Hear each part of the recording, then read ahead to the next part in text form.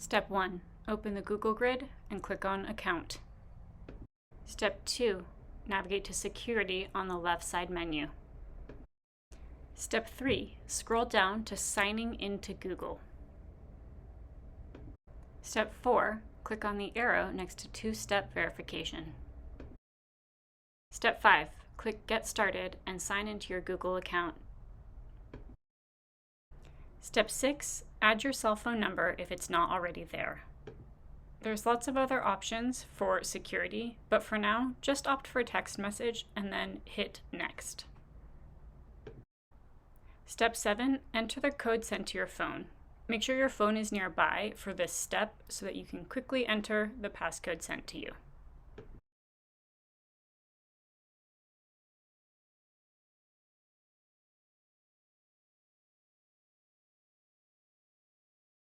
Select Turn On, and then you're done.